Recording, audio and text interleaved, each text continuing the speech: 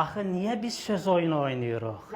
Axı nə üçün biz həqiqəti görmək istəmirik? Mən sizə konkret sual verirəm ki, Allahı qoyduq qırağa. Allahsız dünyada yaşayırıq. Hamı ateistdir, hamı deistdir, üzr istəyirəm. Və mən təyyarəyə minərək hücum eləyirəm, məsələn, qonşu Gürcüstana, bombalayıram orada nəyi? Xəstəxananı, 100 dənə uşaq orada ölür. Daha sonra mən kənd xudayam, gəlirəm sənin bir dənə inəyini aparıb gedirəm və sənin uşağın süd içmədiyi üçün acından ölür.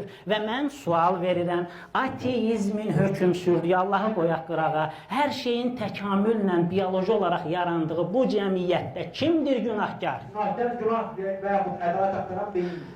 Ay qardaş, filosofluq insandır günahkar, Allah... Bu günahlar nəticəsində gəlib. Tamam, dostum, yəni, əziz dostlar, sözümün canı ondan ibarətdir ki, Allahı qəbul eləsək də burada günahkar insandır, Allahı qəbul eləməsək də.